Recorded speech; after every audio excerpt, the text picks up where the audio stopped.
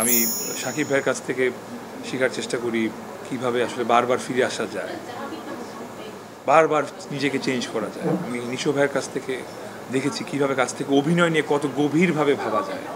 শুভ ভাইয়ের ফিটনেস তো আমাদের সবার পছন্দ। এমনকি আমার ফ্রেন্ড সিয়াম, ওর কাছ থেকে আমি শিখি যে কীভাবে ডেডিকেশন থাকলে আসলে একটা জিনিসকে পসিবল করা যায়। একটা কাজের পিছনে লেগে থাকলে কীভাবে সেটা যতই অসম্ভব হোক, প্রতিকূলতা যতই থাকুক, সেটা কীভাবে পেরিয়ে ওঠা যায়। আসলে সব কিছু থেকে আমি শিখি। ইনফ্যাক্ট নতুন যে ছেলেগুলো আসে, আর নাম না নেই, নতুন যে ছেলেগুলো আসে যারা এখন অভিনয় করছে, নাটকে বলেন সিনেমায় বলেন, তাদের থেকেও আমি শিখি। কারণ ওরা নতুন কিছু নিয়ে আসে, সো আমাকে আবার আপডেট হইতে হবে।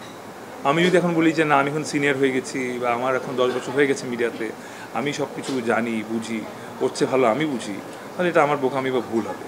তো আমি শিখি সবার কাছ থেকে সারাক্ষণ। সো দ্যাট ইজ ওয়াই এই মানসিকতা আমার আসে আসলে কোভিডের পরেই।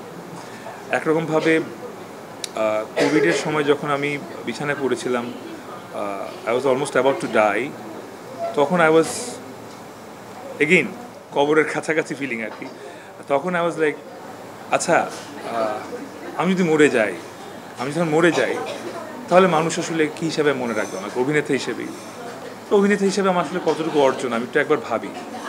আমার কাছে মনে হয়েছিল যে মানুষ আমাকে মনে রাখার মতন ওই ওই কাজগুলো আমি এখনও করতে পারিনি, বাট আমার মধ্যে পোটেনশিয়াল আছে এই কাজগুলো করার। আমার মধ্যে পোটেনশিয়াল আছে একটা সিনেমার হিরো হওয়ার।